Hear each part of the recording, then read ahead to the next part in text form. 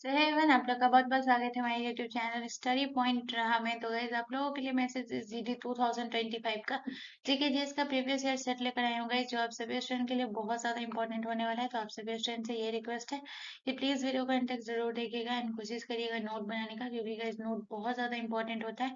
तो चीजों को नोट करिए एंड मोस्ट इंपॉर्टेंट चीज होती है रिवीजन। तो रिवीजन आप जितना ज्यादा करेंगे आपकी चीजें उतना ही ज्यादा क्लियर आउट होगी, और रिवीजन आप तभी कर पाएंगे जब आप खुद से चीज़ों को नोट करिए। जो चीज़ आपको नहीं पता है उसको नोट मत करिए, बट प्लीज गाइस जो चीज़ आपको नोट जिस जो चीज़ आपको नहीं पता है प्लीज उसको नोट करिए एंड उसको रिवीजन करिए। ये सबसे इंपॉर्टेंट चीज़ होती है। तो चलिए इस एसएससी जीडी 2025 के जीके जीएस के प्रीवियस ईयर सेट को एक नए जोश और जुनून के साथ स्टार्ट करते हैं। और आज का हमारा जो एसएससी जीडी 2025 का जो सेट चलेगा गाइस, वो हमारा एसएससी जीडी का सेट 2 चलेगा। प्रीवियस ईयर यानी कि प्रैक्टिस सेट हमारा 2 चलेगा, ये आपको ध्यान रखना है। तो चलिए आज के सेशन का पहला प्रश्न है, क्वेश्चन नंबर 1 है। क्वेश्चन नंबर 1 हमसे कह रहा है कि थोरियम का सबसे बड़ा उत्पादक राज्य कौन सा है, ये आपको बताना है। तो आपके ऑप्शन है Gujarat, option B Bihar, option C Madhya Pradesh या option D Kerala. So guys इसका जो करेक्ट आंसर होगा वो होगा option D is the correct answer. Thorium का सबसे बड़ा उत्पादक राज्य जो है वो केरल है, ये आपको ध्यान रखना है। अगर हम यहाँ पे बात करते हैं गाइस, सबसे इम्पोर्टेंट यहाँ पे हम बात करेंगे कि सबसे जो है उत्पाद सबसे बड़ा उत्पादक राज्य कौन सा है, तो केरल है, ये आपको ध्यान रखना है। इसके बाद अगर हम बात करते हैं कि थोरियम का उत्पादन जो है ये किस अयस्क से होता है, अगर हम बात करते हैं कि थोरियम का उत्पादन जो है गाइस, अगर प्रश्न आपसे ये पूछा जाए कि थोरियम का उत्पादन जो है ये किस अयस्क से होता है गाइस, तो याद रखिएगा थोरियम का जो उत्पादन होता है गाइस, ये आपको ध्यान रखना है मोनोजाइट से होता है, ये आपको ध्यान रखना है। थोरियम का उत्पादन जो है ये किस अयस्क से होता है गाइस, तो ये आपको ध्यान रखना है। थोरियम का उत्पादन जो है ये मोनोजाइट अयस्क से इसका उत्पादन होता है, ये आपको ध्यान रखना है। तो पहला पॉइंट आपको याद रखना है।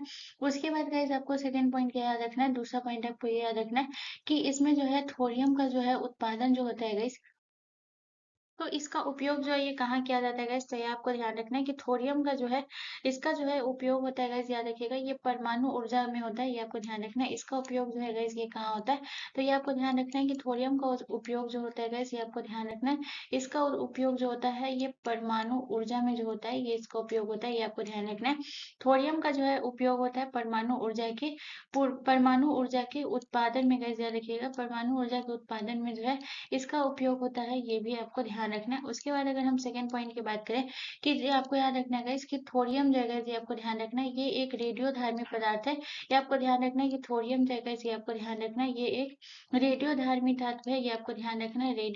रेडियोधर्मी तत्व है, ये आपको ध्यान रखना है। थोरियम जो है गाइस, ये आपको ध्यान रखना है कि ये एक रेडियोधर्मी तत्व है, ये आपको ध्यान रखना है। अगर हम बात करें इसकी खोज के बारे में कि इसकी जो है खोज कब हुई है गाइस, तो अगर हम बात करते हैं कि इसकी जो खोज हुई है गाइस, ये आपको ध्यान रखना है कि इसकी खोज कब हुई है गाइस, तो ये आपको ध्यान रखना है इसकी खोज 1828 ईस्वी में हुई है, ये आपको ध्यान रखना है। इसकी खोज कब हुई है गाइस, तो ये आपको ध्यान रखना है कि इसकी खोज जो है ये 1828 में हुई है, ये आपको ध्यान रखना है, ठीक है, जो कि बहुत ज्यादा इंपॉर्टेंट है। उसके बाद गाइस नेक्स्ट पॉइंट की बात करेंगे गाइस, थोरियम के बारे में ही बात करेंगे। उसके बाद अगला पॉइंट आपको क्या याद रखना है, अगला पॉइंट आपको याद रखना है गाइस कि आपको याद रखना है कि ये जो है ये किस कलर का होता है गाइस, तो ये आपको ध्यान रखना है। ये जो थोरियम जो है गाइस, ये आपको ध्यान रखना है ये भूरे रंग की धातु होती है, आपको ध्यान रखना है। थोरियम जो है ये कैसी धातु है गाइस, तो ये आपको ध्यान रखना है ये भूरे रंग की धातु है। उसके बाद गाइस कभी कभी जो है थोरियम का आपको गाइस याद रखिएगा, थोरियम का जो है कभी कभी आपसे जो है पूछा जाता है इसका द्रव्यनांक, ठीक है, ये भी आपको ध्यान रखना है।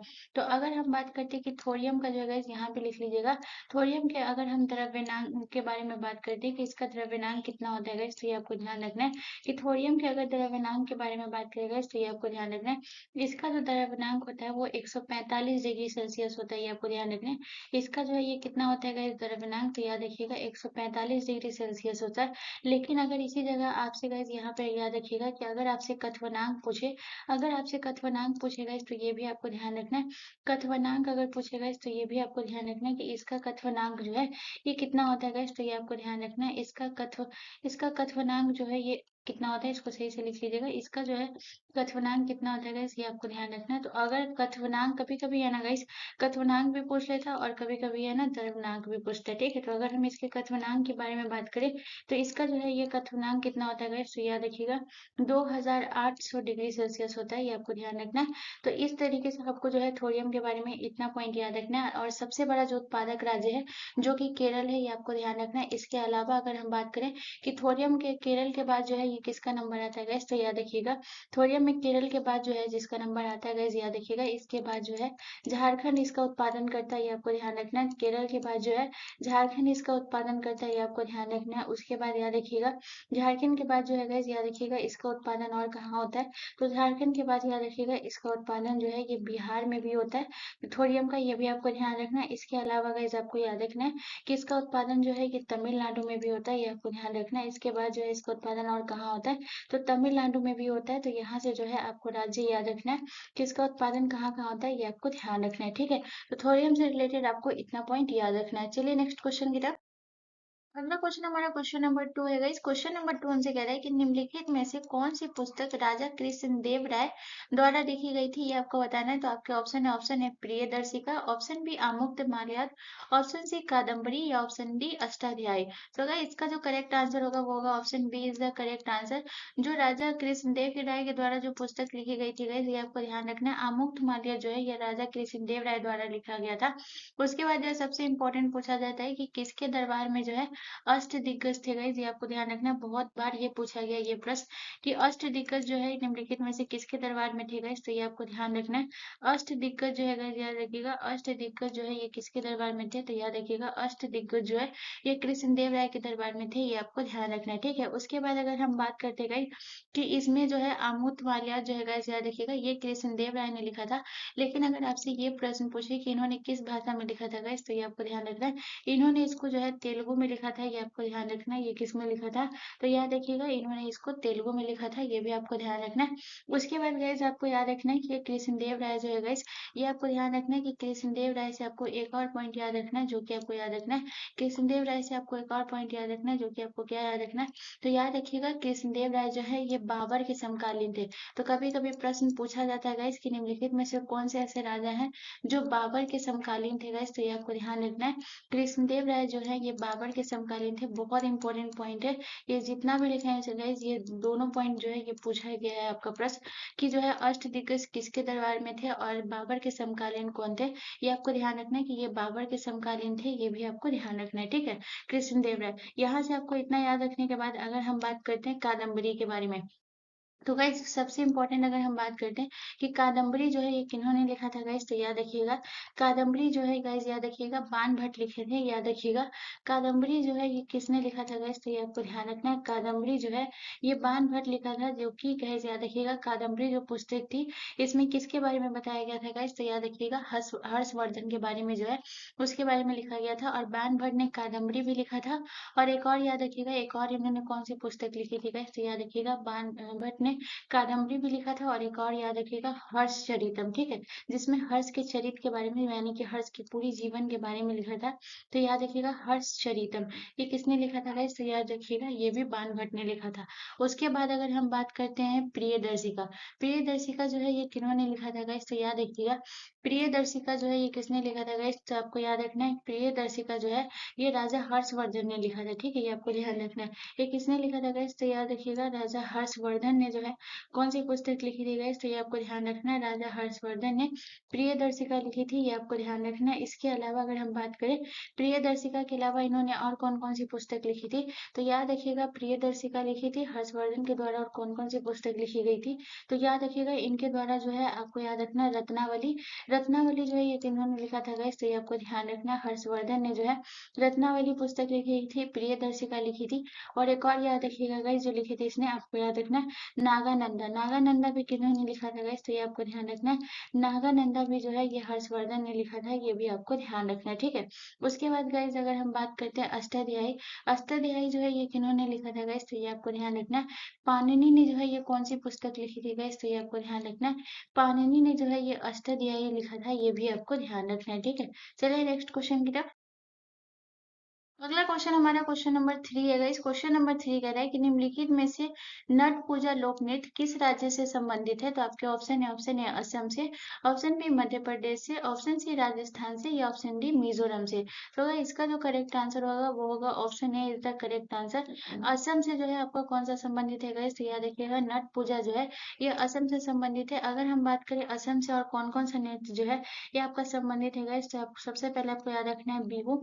बिहू जो है ये किस राज्य का लोक नृत्य है गाइस, तो ये आपको ध्यान रखना है। बिहू जो है ये आपके असम का है। उसके बाद अगर हम बात करते हैं गाइस, इसके बाद आपको याद रखना और कौन सा नृत्य है जो कि असम का है गाइस, तो आपको याद रखना है बिछुआ। ठीक है, बिहू हो गया, बिछुआ हो गया, ये सब कहाँ का है गाइस, तो ये आपको ध्यान रखना है। बिहू हो गया, बिछुआ हो गया, ये कहाँ का है, तो याद रखिएगा ये असम का है। इसके बाद आपको याद रखना है, बिछुआ के बाद आपको कौन सा याद रखना है गाइस, तो ये आपको याद रखना है बगरुम्बा जो है ये कहाँ का लोक नृत्य है गाइस, तो ये आपको ध्यान रखना है। बगरुम्बा जो है ये कहाँ का है गाइस, तो ये आपको ध्यान रखना है। बगरुम्बा जो है ये भी आपके असम का है, ये आपको ध्यान रखना है। बगरुम्बा जो है ये कहाँ का है, असम का है। इसके अलावा आपको याद रखना है नागा, नागा नृत्य जो है ये कहाँ का है गाइस, तो ये आपको ध्यान रखना है, असम का है। इसके अलावा गाइस आपको याद रखना है और कौन सा नृत्य है जो आपको याद रखना है, जोई, जोई नृत्य जो है ये कहाँ का है गाइस, तो ये आपको ध्यान रखना है। जोई नृत्य जो है ये भी आपके असम का है, ये आपको ध्यान रखना है। जोई नृत्य जो है ये कहाँ का है, तो ये भी आपके असम का है, ये आपको ध्यान रखना है। ठीक है, उसके बाद आ जाते हैं मध्य प्रदेश। मध्य प्रदेश का कौन कौन सा लोक नृत्य है गाइस, तो ये आपको ध्यान रखना है। जवारा, जवारा जो है ये किस राज्य का लोक नृत्य है गाइस, तो ये आपको ध्यान रखना है। जवारा जो है ये मध्य प्रदेश का, ये आपको ध्यान रखना है। इसके अलावा बात करते हैं और कौन सा नृत्य है जो कि मध्य प्रदेश का है गाइस, तो याद रखिएगा जवारा हो गया। इसके बाद आपको याद रखना है गाइस आपका जो हो गया फूल पार्टी। फुल पार्टी जो है ये कहाँ गया गाइस, तो ये आपको ध्यान रखना है, जवारा हो गया। इसके अलावा आपको याद रखना है फुल पार्टी। फुल पार्टी जो है ये कहाँ का हो गया गाइस, तो ये आपको ध्यान रखना है, ये भी जो है आपके मध्य प्रदेश का हो गया, ये आपको ध्यान रखना है। फुल पार्टी के बाद आपको याद रखना है गोद नृत्य। गोद नृत्य जो है ये कहाँ का हो गया गाइस, मध्य प्रदेश का हो गया। इसके अलावा आपको याद रखना है मटकी, मटकी लोक नृत्य कहाँ की है, तो याद रखिएगा ये भी आपके जो है मध्य प्रदेश की है। अब आ जाते हैं गाइस राजस्थान पे। राजस्थान का आपका कौन कौन सा नृत्य है गाइस, तो अगर हम राजस्थान की बात करें तो यहाँ पे आपको याद रखना है कि राजस्थान में आपका हो गया गाइस पनिहारी नृत्य जो है ये कहाँ का हो गया गाइस, पनिहारी जो है गाइस याद रखिएगा ये राजस्थान का है। तो आपको याद रखना है कि पनिहारी नृत्य जो है ये कहाँ का हो गया गाइस, तो ये आपको ध्यान रखना है। पनिहारी जो है ये राजस्थान का हो गया। उसके बाद आपको याद रखना है कालबेलिया, जो कि सपेरा जनजाति के द्वारा जाना जाता है गाइस, ये आपको याद रखना किया जाता है। कालबेलिया नृत्य जो है ये कहाँ का है गाइस, तो ये आपको ध्यान रखना है। कालबेलिया जो है ये भी आपको याद रखना है, ये भी राजस्थान का है। उसके बाद आपको याद रखना है गाइस चक्री, चक्री जो है ये कहाँ का है गाइस, तो ये आपको ध्यान रखना है। चक्री जो है गाइस ये आपको ध्यान रखना है, ये कहाँ का है, तो ये आपके राजस्थान का है, ये आपको ध्यान रखना है। इसके अलावा आपको याद रखना है घूमर, घूमर जो है ये कहाँ का है, तो ये भी आपके राजस्थान का है। ठीक है, इसके बाद बात करते हैं गाइस मिजोरम के बारे में। तो और कौन कौन सा नृत्य है गाइस जो कि आपके मिजोरम का है, तो अगर हम मिजोरम की बात करें गाइस तो ये भी बहुत इंपॉर्टेंट है, तो याद रखिएगा। तो मिजोरम से आपको याद रखना है कि कौन कौन सा हो गया, तो सबसे इंपॉर्टेंट याद रखिएगा चेराव, जो कि आपका प्रीवियस ईयर प्रश्न भी था गाइस, पूछा गया था कि चेराव जो है ये किस राज्य का लोक नृत्य है गाइस, तो ये आपको ध्यान रखना है। चिराव जो है ये मिजोरम का है। इसके बाद आपको याद रखना है चेलाम, चेलाम नृत्य जो है ये कहाँ का है, तो याद रखिएगा चेलाम नृत्य जो है ये भी आपके जो है गाइस याद रखिएगा ये कहाँ का है, तो ये आपके मिजोरम का है, ये आपको ध्यान रखना है। ठीक है, जो कि ये बहुत इंपॉर्टेंट है। चिराव नृत्य की बात करें तो सबसे प्रसिद्ध नृत्य है, ये आपका ध्यान रखना है। सबसे प्रसिद्ध नृत्य मिजोरम का कौन सा है, तो सबसे प्रसिद्ध नृत्य जो है ये चिराव है मिजोरम का, ये आपको ध्यान रखना है। ठीक है, चलिए नेक्स्ट क्वेश्चन की तरफ। अगला क्वेश्चन हमारा क्वेश्चन नंबर 4 है गाइस। क्वेश्चन नंबर 4 कह रहा है कि भारत की शोक नदी निम्न में से किसे कहते हैं, तो आपके ऑप्शन है सतलज नदी, ऑप्शन बी रावी नदी, ऑप्शन सी कर्मनासा नदी, या ऑप्शन डी सिंधु नदी। तो अगर आप क्वेश्चन गौर से पढ़ेंगे तो यहाँ पे आपको क्या बोला है कि भारत का शोक पूछा गया आपसे। तो बताइए, बहुत लोग यहाँ पे गलती कर देते हैं गाइस, याद रखिएगा भारत का शोक जो है ये किसे कहा गया गाइस, याद रखिएगा ये कर्मनासा नदी को कहा गया। ठीक है, ये आपको ध्यान रखना है। भारत का शोक जो है ये किसे कहा गया, कर्मनासा नदी को। लेकिन इसी जगह आपसे प्रश्न पूछता कि जो है बंगाल का शोक जो है ये किसे कहा गया गाइस, तो ये आपको ध्यान रखना है। बंगाल का शोक जो है ये किसे कहा गया गाइस, तो ये आपको ध्यान रखना है। बंगाल का शोक जो है ये किसे कहा गया गाइस, तो ये आपको ध्यान रखना है। बंगाल का शोक जो कहा गया है ये आपको ध्यान रखना है, ये दामोदर नदी को कहा गया। ठीक है, ये आपको ध्यान रखना है। बंगाल का शोक जो है ये किसे कहा गया, तो दामोदर नदी को गाइस याद रखिएगा, बंगाल का शोक कहा गया, ये आपको ध्यान रखना है। ठीक है, उसके बाद अगर हम बात करते हैं गाइस कि कर्मनासा नदी के बारे में, अब हम कुछ इंपॉर्टेंट पॉइंट के बारे में बात करेंगे। तो सबसे पहले हमको याद रखना है कर्मनासा नदी के बारे में। अगर हम बात करते हैं कि कर्मनासा नदी जो है गाइस याद रखिएगा, ये जो है ये जो है ये कहाँ बहती है गाइस, तो याद रखिएगा कर्मनासा नदी जो है ये जो है ये बिहार और उत्तर प्रदेश राज्य में बहती है। तो सबसे सबसे पहले आपको याद रखना है कि कर्मनाशा नदी जो है ये कहाँ बहती है गाइस, तो ये आपको ध्यान रखना है कि कर्मनाशा नदी जो है ये बिहार और उत्तर प्रदेश में बहती है, ये आपको ध्यान रखना है। बिहार और उत्तर प्रदेश में जो है ये नदी बहती है, ये आपको ध्यान रखना है, ठीक है। तो उत्तर प्रदेश में ये नदी बहती है, लेकिन प्रश्न ये पूछा जाए कि कर्मनाशा नदी का जो है ये उद्गम कहाँ से होता है गाइस, तो ये आपको ध्यान रखना है कि कर्मनाशा नदी का जो उद्गम होता है ये यानी कि इस नदी की जो है उत्पत्ति कहाँ से होती है गाइस, तो ये आपको ध्यान रखना है। इस नदी की जो है अगर हम उत्पत्ति की बात करें कि इस नदी की उत्पत्ति कहाँ से होती है गाइस, तो ये आपको ध्यान रखना है कि इस नदी की जो उत्पत्ति होती है गाइस, ये आपको ध्यान रखना है बिहार के कैमूर जिले से इसका उत्पत्ति होता है, ये आपको ध्यान रखना है। तो इसका जो है उत्पत्ति कहाँ से होता है गाइस, तो ये भी पॉइंट आप नोट कर लीजिएगा। एक कि कर्मनाशा नदी का जो उत्पत्ति होता है वो बिहार के कैमूर जिले से, गाइस याद रखिएगा, बिहार के कैमूर जिले से इसका उत्पत्ति होता है, ये आपको ध्यान रखना है। इसका उत्पत्ति कहाँ से होता है, तो बिहार के कैमूर जिले से इसकी उत्पत्ति होती है, ये भी आपको ध्यान रखना है, ठीक है। उसके बाद गाइस नेक्स्ट पॉइंट के बारे में बात करेंगे। तो अगला पॉइंट आपको क्या ध्यान रखना है, तो अगला पॉइंट गाइस आपको याद रखना है कि इसमें आपको क्या याद रखना है, तो आपको याद रखना है अब हम बात करेंगे इसकी कुल लंबाई के बारे में, ठीक है। तो आपको बताना है कि कर्मनाशा नदी की जो है ये कुल लंबाई कितनी है गाइस, ये आपको ध्यान रखना है। तो कभी कभी लंबाई भी पूछता है, तो ये आपको ध्यान रखना है कि कर्मनाशा नदी की कुल लंबाई जो है वो कितनी है गाइस, तो ये आपको ध्यान रखना है 192 किलोमीटर जो है इसकी कुल लंबाई है, ये आपको ध्यान रखना है। इसकी कुल लंबाई कितनी है गाइस, तो ये आपको ध्यान रखना है 192 किलोमीटर इसकी कुल लंबाई है, ठीक है। तो यहाँ से आपको इतना पॉइंट याद रखना है, ठीक है। उसके बाद यहाँ से जो है कर्मनाशा का आप याद रखिएगा कि इसकी जो है बिहार के कैमूर जिले से इसकी उत्पत्ति होती है, बिहार और उत्तर प्रदेश में मिलती है और इसकी कुल लंबाई 192 किलोमीटर है। और याद रखिएगा कि ये उत्तर प्रदेश में बहते हुए ये किससे मिलती है गाइस, तो इस पॉइंट को भी नोट कर लीजिएगा कि ये है ना गंगा से मिल जाती है, ठीक है। ये आपको ध्यान रखना है कि कर्मनाशा नदी जो है ये कहाँ से मिलती है, तो इसका एक पॉइंट और याद रखिएगा कि ये उत्तर प्रदेश में बहती हुई ये किससे मिलती है, इसलिए याद रखिएगा कर्मनाशा नदी जो है ये गंगा नदी में मिल जाती है, यानी कि गंगा की सहायक नदी हो गई, ये आपको ध्यान रखना है। तो गंगा नदी में मिल जाती है, तो गंगा की सहायक नदी कौन सी हो गई, तो ये आपको ध्यान रखना है कि गंगा की कर्मनाशा नदी जो है ये गंगा की सहायक नदी हो गई, ठीक है। तो गंगा नदी में मिल जाती है, ये भी आपको ध्यान रखना है, जो कि बहुत इंपॉर्टेंट है, याद रखिएगा। कभी कभी पूछ देता है कि निम्नलिखित में से कौन गंगा की सहायक नदी है, तो याद रखिएगा कर्मनाशा जो है ये गंगा की सहायक नदी है। चलिए नेक्स्ट क्वेश्चन की तरफ। अगला क्वेश्चन हमारा क्वेश्चन नंबर 5 है गाइस। क्वेश्चन नंबर 5 कह रहा है कि भारत में कुल कितने जैव मंडल आरक्षित क्षेत्र हैं, तो आपके ऑप्शन है 18, ऑप्शन बी 12, ऑप्शन सी 16 या ऑप्शन डी 14। तो गाइस इसका जो करेक्ट आंसर होगा वो होगा option A is the correct answer. Bharat में कुल 18 जैव मंडल आरक्षित क्षेत्र है, ये आपको ध्यान रखना है। अगर हम बात करते हैं गाइस कि आपको याद रखना है कि भारत में जो है जैव मंडल आरक्षित क्षेत्र की जो है शुरुआत कब हुई है गाइस, तो ये आपको ध्यान रखना है कि भारत में जैव मंडल आरक्षित क्षेत्र की गाइस अगर हम इसके शुरुआत के बारे में बात करें कि इसकी जो है शुरुआत कब हुई गाइस, ये आपको ध्यान रखना है। तो ये हम भारत में बात करें गाइस, याद रखिएगा। तो भारत में जो इसकी शुरुआत हुई थी गाइस ये कब हुई थी गाइस, तो ये आपको ध्यान रखना है। भारत में इसकी जो शुरुआत हुई थी गाइस याद रखिएगा 1986 में इसकी शुरुआत हुई थी। इसकी शुरुआत कब हुई थी गाइस, तो ये आपको ध्यान रखना है 1986 में इसकी शुरुआत हुई थी।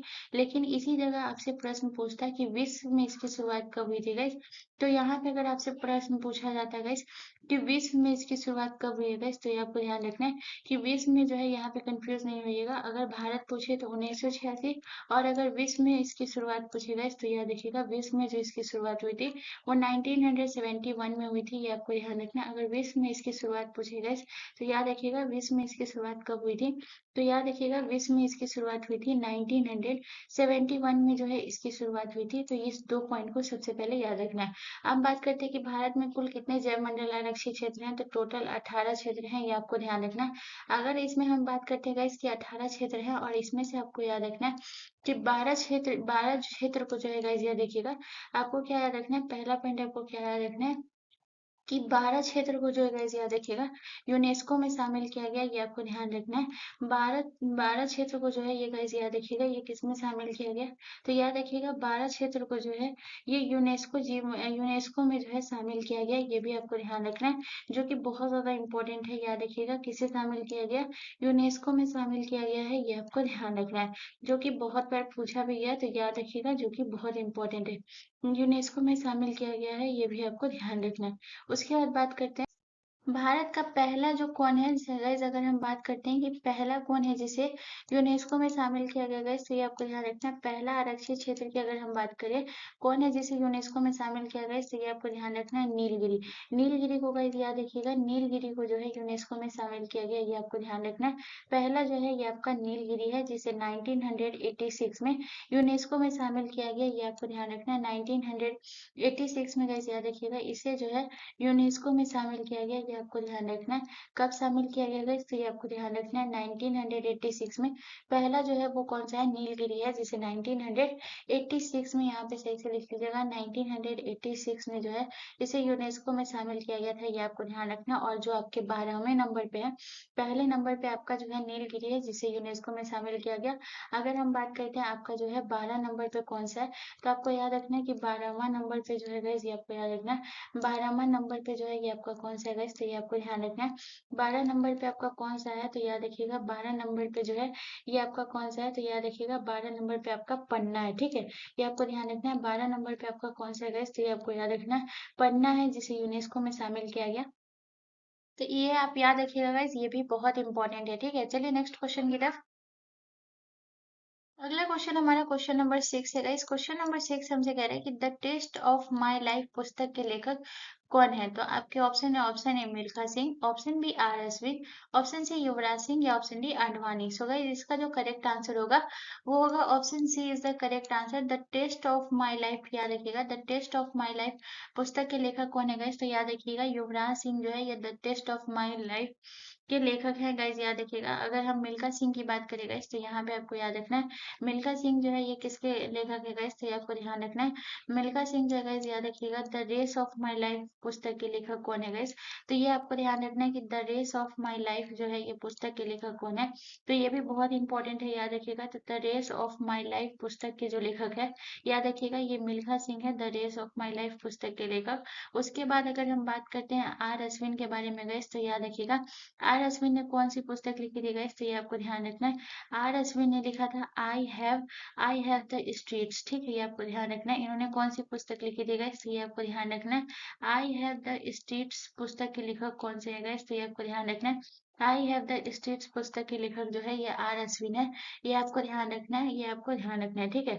तो यहाँ से आपको इतना पॉइंट याद रखना है कि युवराज सिंह ने कौन सी पुस्तक लिखी थी, the test of my life, ठीक है। चलिए नेक्स्ट क्वेश्चन की तरफ। अगला क्वेश्चन हमारा क्वेश्चन नंबर 7 है गाइस। क्वेश्चन नंबर 7 हमसे कह रहा है कि मात्रक कितने प्रकार के होते हैं। तो आपके ऑप्शन है, ऑप्शन ए 5 प्रकार के, ऑप्शन बी 3 प्रकार के, ऑप्शन सी 2 प्रकार के, या ऑप्शन डी 9 प्रकार के। सो गाइस इसका जो करेक्ट आंसर होगा वो होगा option C is the correct answer. मात्रक जो है ये कितने प्रकार के होते हैं गाइस, तो ये आपको ध्यान रखना है। मात्रक जो है ये 2 प्रकार के होते हैं। अगर हम बात करें कि ये जो है 2 प्रकार के कौन कौन से है गाइस, तो पहला आपको याद रखना है, पहला आपको याद रखना है, पहला कौन सा मात्रक होता है गैस, ये आपको ध्यान रखना है। पहला जो होता है गैस, याद रखिएगा, पहला जो होता है ये आपका मूल मात्रक होता है, ये आपको ध्यान रखना है। कौन सा मात्रक है, पहला जो है ये मूल मात्रक है। और दूसरा आपको याद रखना है, दूसरा आपका कौन सा है, तो दूसरा है आपका व्युत्पन्न मार्कर है, मात्रक है, ये आपको ध्यान रखना है। दूसरा जो है ये आपका कौन सा मात्रक है, तो व्युत्पन्न मात्रक है, ये भी आपको ध्यान रखना है। ये दूसरा मात्रक है, ये भी आपको ध्यान रखना है, ठीक है। उसके बाद अगर हम बात करते हैं कि मूल मात्रक जो है ये किसे कहते हैं गाइस, तो याद रखिएगा ये जो है ये वैसी भौतिक राशि को व्यक्त करने के लिए होता है जो स्वतंत्र होते हैं, ठीक है। याद रखिएगा मूल मात्रक वैसे होते हैं, वैसे भौतिक राशि होते हैं जो स्वतंत्र होते हैं, ये आपको याद रखना है, जो कि मूल मात्रक कहते हैं। जैसे कि अगर हम बात करें इसमें जो है हम एग्जाम्पल देते हैं ताकि आप इसे समझ जाइएगा, ठीक है। याद रखिएगा, तो अगर हम जैसे में बात करें कि आपका जैसे कौन कौन सा होता है जो स्वतंत्र में होता है गाइस, याद रखिएगा। तो जैसे आपका जो है भौतिक राशि की अगर हम बात करें गाइस, तो याद रखिएगा भौतिक राशि की अगर हम बात करते हैं तो यहाँ पे आपको लिखना है भौतिक राशि में आपका कौन कौन सा हो गया गाइस, तो याद रखिएगा भौतिक राशि में आपको याद रखना है जैसे आपका हो गया लंबाई, ठीक है। बात करते हैं अगर लंबाई की बात करते हैं, ये आपका भौतिक राशि हो गया, ठीक है। ये आपको ध्यान रखना है, लंबाई हो गया। इसके अलावा आपको याद रखना है गाइस, लंबाई हो गया, इसके बाद आपका समय हो गया, इसके बाद जो है गाइस याद रखिएगा ये सब जो है समय हो गया, और तीसरा आपको याद रखना है द्रव्यमान हो गया। ठीक है, अगर हम इस तीनों का अगर हम मात्रक की बात करें गाइस, तो ये सिंपल है, इसका मात्रक क्या होगा। तो अगर हम लंबाई के मात्रक के बारे में बात करें गाइस, तो याद रखिएगा लंबाई का जो है ये कौन सा मात्रक हो गया। तो याद रखिएगा लंबाई का मात्रक क्या हो गया। तो याद रखिएगा लंबाई का मात्रक जो हो गया ये मीटर हो गया, ये आपको ध्यान रखना है। लंबाई का मात्रक क्या हो गया, मीटर हो गया, ये आपको ध्यान रखना है। समय का मात्रक क्या हो गया गाइस, तो याद रखिएगा समय का मात्रक जो हो गया ये सेकेंड हो गया, ये आपको ध्यान रखना है। और द्रव्यमान का जो है ये मात्रक क्या हो गया गाइस, तो ये आपको ध्यान रखना है। द्रव्यमान का जो मात्रक हो गया ये क्या हो गया, तो ये हो गया आपका किलोग्राम। ठीक है, द्रव्यमान का मात्रक क्या कहलाता है, ये ऐसे कि एसआई मात्रक, तो ये आपका क्या हो गया, किलोग्राम हो गया, जो कि ये स्वतंत्र होता है। ठीक है, ये आपको ध्यान रखना है। तो ये आपका जो है क्या हो गया गाइस, तो ये आपको ध्यान रखना है। ये आपका जो है ये आपका जो है ये क्या हो गया, ये आपका मात्रक हो गया। ठीक है, ऊपर वाला आपका भौतिक राशि हो गया, नीचे वाला आपका मात्रक हो गया। अब हम अगर नेक्स्ट पॉइंट की बात करते हैं, जैसे कि व्युत्पन्न मार्कर। ठीक है, मात्रक। तो व्युत्पन्न मात्रक की बात करें तो इसमें अगर हम भौतिक राशि के बारे में बात करें गाइस, तो व्युत्पन्न मात्रक में अगर हम भौतिक राशि की बात करते हैं तो इसमें कौन कौन सा हो गया गाइस, तो याद रखिएगा इसमें जैसे आपका हो गया बल। ठीक है, ये आपको ध्यान रखना है। इसमें आपका कौन सा हो गया भौतिक राशि, बल हो गया। उसके बाद आपको याद रखना है दाब हो गया, बल हो गया, दाब हो गया। उसके बाद आपको याद रखना है कार्य होगा। ठीक है, हम सबका तीन तीन ऑप्शन लेते गए, याद रखिएगा। तो अब इस तीनों के अगर हम मात्रा के बारे में बात करें गाइस, तो याद रखिएगा बल का मात्रक क्या होता है गाइस, तो ये आपको ध्यान रखना है कि बल का मात्रक जो है ये न्यूटन होता है, ये आपको ध्यान रखना है। बल का मात्रक क्या होता है, न्यूटन होता है। दाब का मात्रक क्या होता है गाइस, तो ये आपको ध्यान रखना है। दाब का मात्रक जो है ये पास्कल होता है, ये आपको ध्यान रखना है। दाब का मात्रक जो है ये पास्कल होता है। और कार्य का मात्रक जो है ये क्या होता है गाइस, तो कार्य का मात्रक जो होता है ये वोल्ट होता है, या फिर इसको जूल ले लीजिए। ठीक है, यह ध्यान रखिएगा इसका जो मात्रक है ये क्या होता है, वोल्ट होता है, या फिर इसको आप जूल ले लीजिए। तो इस तरीके से आप जो है मात्रक में आप डिफरेंस देख पा रहे होंगे। जो मूल मात्रक होता है ये कैसा है, इसका मात्रक होता है मीटर, सेकेंड, किलोग्राम। लेकिन जो व्युत्पन्न मात्रक होता है इसमें कैसा होता है, इसका जो है मात्रक कैसा होता है, न्यूटन, पास्कल, वोल्ट। व्युत्पन्न मात्रक किसको कहते हैं तो ये आपको याद रखना है। व्युत्पन्न मात्रक जो कहते हैं जो भौतिक राशि जब दो या दो से अधिक जो है मूल इकाइयों को व्यक्त करता है तो उसे हम व्युत्पन्न मात्रक कहते हैं, ये आपको ध्यान रखना है। चलिए नेक्स्ट क्वेश्चन की तरफ। अगला क्वेश्चन हमारा क्वेश्चन नंबर 8 है। इस क्वेश्चन नंबर 8 कह रहा है कि सोमनाथ मंदिर निम्नलिखित में से किस राज्य में स्थित है। तो आपके ऑप्शन है, ऑप्शन ए कर्नाटक में, ऑप्शन बी महाराष्ट्र में, ऑप्शन सी मध्य प्रदेश में, या ऑप्शन डी गुजरात में। सो गाइस इसका जो करेक्ट आंसर होगा वो होगा option D is the correct answer. Somnath मंदिर जो है ये किस राज्य में स्थित है, तो गाइस याद रखिएगा ये गुजरात में है। उसका सबसे इंपॉर्टेंट पॉइंट अब याद रखिएगा कि सोमनाथ मंदिर का जो है ये उल्लेख किसमें मिलता है गाइस, तो ये आपको ध्यान रखना है कि सोमनाथ मंदिर का जो उल्लेख मिलता है ये ऋग्वेद में इसका उल्लेख मिलता है, ये आपको ध्यान रखना है। सोमनाथ मंदिर का उल्लेख जो है ये किसमें मिलता है गाइस, तो ये आपको याद रखना है ऋग्वेद में इसका उल्लेख मिलता है, ये आपको ध्यान रखना है। ऋग्वेद में उल्लेख मिलता है, ये भी आपको ध्यान रखना है। किस मंदिर का गाइस, तो ये आपको ध्यान रखना है सोमनाथ का मंदिर। ठीक है, अगर हम बात करते हैं कि ये मंदिर जो है ये किसको समर्पित है गाइस, तो ये आपको ध्यान रखना है सोमनाथ का मंदिर जो है गाइस याद रखिएगा ये शिव को समर्पित है। ये आपको ध्यान रखना है कि ये मंदिर जो है ये किसको समर्पित है गाइस, तो ये आपको ध्यान रखना है ये जो शिव सोमनाथ का मंदिर जो है ये आपको ध्यान रखना है शिव को समर्पित है, ये भी आपको ध्यान रखना है। ठीक है, उसके बाद बात करते हैं गाइस इसका निर्माण जो पूरा हुआ था गाइस याद रखिएगा सोमनाथ मंदिर का जो निर्माण पूरा हुआ था ये कब हुआ था गाइस, तो याद रखिएगा सोमनाथ मंदिर का जो निर्माण पूर्ण हुआ था ये आपको ध्यान रखना है। तो इसका जो निर्माण पूर्ण हुआ था गाइस ये कब हुआ था, तो याद रखिएगा इसका निर्माण पूर्ण हुआ था 1951 में। तो ये भी पॉइंट आपको ध्यान रखना है जो कि इम्पोर्टेंट है, याद रखिएगा इसका निर्माण जो है ये पूर्ण कब हुआ था गाइस, तो ये आपको ध्यान रखना है इसका निर्माण जो पूर्ण हुआ था ये आपको ध्यान रखना है 1951 में जो है इसका निर्माण पूर्ण हुआ था, ये आपको ध्यान रखना है। ठीक है, इसका निर्माण जो है ये कब पूर्ण हुआ था गाइस, तो ये आपको ध्यान रखना है इसका निर्माण जब पूर्ण हुआ था सोमनाथ मंदिर का ये 1951 में जो है गाइस याद रखिएगा इसका निर्माण पूर्ण हुआ था, ये भी आपको ध्यान रखना है। तो सोमनाथ मंदिर से आपको इतना याद रखना है। ठीक है, उसके बाद आ जाते हैं गाइस महाराष्ट्र। महाराष्ट्र में आपका कौन सा मंदिर है गाइस, तो ये आपको ध्यान रखना है। महाराष्ट्र की अगर हम बात करें महाराष्ट्र में आपका कौन सा मंदिर है गाइस, तो ये आपको ध्यान रखना है। महाराष्ट्र की अगर हम बात करते हैं तो इसमें भी बहुत इंपॉर्टेंट है, याद रखिएगा। तो सिद्धि विनायक मंदिर जो है ये कहाँ है गाइस, तो ये आपको ध्यान रखना है। सिद्धि विनायक मंदिर जो है गाइस ये आपका ध्यान रखिएगा ये कहाँ है, तो सिद्धि विनायक जो है गाइस याद रखिएगा ये आपका महाराष्ट्र महाराष्ट्र में, ठीक है। ये आपको ध्यान रखना है। सिद्धि विनायक मंदिर आपका कहाँ है गाइस, तो ये आपको ध्यान रखना है। सिद्धि विनायक मंदिर जो है गाइस, याद रखिएगा ये आपका कहाँ है, तो ये आपके महाराष्ट्र में है, ये भी आपको ध्यान रखना है, ठीक है। उसके बाद अगर हम बात करते हैं गाइस आपका कर्नाटक, कर्नाटक में आपका कौन सा मंदिर है गाइस, तो ये आपको ध्यान रखना। कर्नाटक में बहुत इंपॉर्टेंट है, याद रखिएगा। तो कर्नाटक के गाइस हम्पी में जो है ये आपका कौन सा मंदिर है गाइस, तो ये आपको याद रखना है। विरूपाक्ष मंदिर जो है ये आपका कहाँ है गाइस, तो ये आपको ध्यान रखना है। विरूपाक्ष मंदिर जो है ये आपका कहाँ है गाइस, तो ये आपको ध्यान रखना है। विरूपाक्ष मंदिर जो है ये आपका कर्नाटक में है, ये आपको ध्यान रखना है। विरूपाक्ष मंदिर जो है ये कहाँ है गाइस, तो ये आपको ध्यान रखना है। ये कर्नाटक में है, और कर्नाटक के कहाँ है गाइस, तो ये भी आपको ध्यान रखना है। ये कर्नाटक के हम्पी में है, ये भी आपको ध्यान रखना है। ये कर्नाटक के कहाँ है, हम्पी में, ये भी आपको ध्यान रखना है। उसके बाद अगर हम बात करते हैं मध्य प्रदेश, मध्य प्रदेश में आपको कौन सा मंदिर है गाइस, तो ये आपको ध्यान रखना है। खजुराहो मंदिर, खजुराहो मंदिर जो है ये कहाँ है गाइस, तो ये आपको ध्यान रखना है। खजुराहो मंदिर जो है ये आपके मध्य प्रदेश में, ये आपको ध्यान रखना है। खजुराहो मंदिर जो है ये आपका कहाँ है गाइस, तो ये आपको ध्यान रखना है। खजुराहो मंदिर जो है ये मध्य प्रदेश में है, ये भी आपको ध्यान रखना है, ठीक है। चलिए नेक्स्ट क्वेश्चन की तरफ।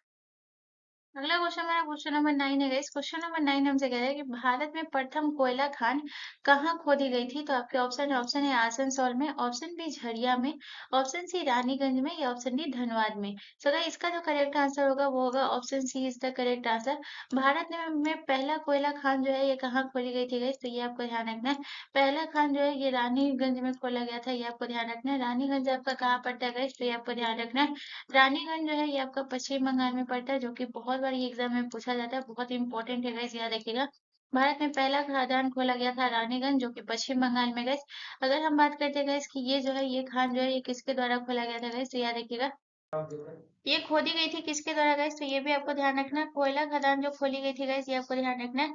ये खोली गई थी ईस्ट इंडिया कंपनी के द्वारा गाइस, याद रखिएगा। इसने खोला था, ब्रिटिश सरकार ने गाइस, याद रखिएगा। ब्रिटिश ईस्ट इंडिया कंपनी जो है गाइस, याद रखिएगा।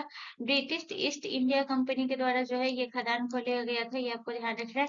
ब्रिटिश ईस्ट इंडिया कंपनी के द्वारा गाइस, याद रखिएगा। ब्रिटिश ईस्ट इंडिया कंपनी के द्वारा खोला गया था गाइस, याद रखिए, खोदा गया था। और याद रखिएगा ये कब खोदा गया था, तो ये भी आपको याद रखना है कि ये जो खोदा गया था गाइस, ये आपको ध्यान रखना है 1774 में गाइस, याद रखिएगा। ब्रिटिश ईस्ट इंडिया कंपनी के द्वारा 1774 में जो गाइस, याद रखिएगा, खोदा गया, ये भी आपको ध्यान रखना है, जो कि रानीगंज में खोदा गया था। और रानीगंज आपका कहाँ है गाइस, तो ये आपको ध्यान रखना है पश्चिम बंगाल में, ठीक है। तो यहाँ से आपको इतना पॉइंट पहले याद रखना है। उसके बाद अगर हम सेकंड पॉइंट की बात करें गाइस, तो अगला पॉइंट अगर हम बात करते हैं गाइस कि यहाँ पे आपको क्या याद रखना है, तो यहाँ पे आपको याद रखना है कि सर्वाधिक कोयला भंडार जो है ये कौन सा है गाइस, तो ये आपको ध्यान रखना है। अगर हम बात करते हैं कि सर्वाधिक आपका कोयला भंडार कौन सा है गाइस, तो ये आपको ध्यान रखना है कि सर्वाधिक कोयला भंडार जो है आपका कौन सा राज्य है, तो सर्वाधिक कोयला भंडार जो है ये आपका झारखंड है, ये आपको ध्यान रखना है। सर्वाधिक कोयला भंडार राज्य आपका कौन सा है गाइस, तो ये आपको ध्यान रखना है। सर्वाधिक कोयला भंडार राज्य जो है ये आपको ध्यान रखना है आपका कौन सा है गाइस, तो पहले नंबर पे आपको याद रखना है, जो कि हो गया आपका गाइस, याद रखिएगा, झारखंड हो गया। पहले नंबर पे आपका कौन सा राज्य हो गया गाइस, तो ये आपको ध्यान रखना है, झारखंड हो गया। दूसरे नंबर की अगर बात करें, दूसरा आपका कौन सा हो गया, झारखंड हो गया। दूसरा हो गया ओडिशा, ठीक है। तो ये दो राज्य आपको याद रखना है, जो कि सर्वाधिक कोयला खदान का है, ये आपको ध्यान रखना है। तो गाइस याद रखिएगा, सबसे पहले जो है ये कहाँ खोला गया था, तो सबसे पहले ये रानीगंज में खोला गया था। उसके बाद आपको याद रखना है, रानीगंज के बाद गाइस आपको याद रखना है ये झरिया में खोला गया था।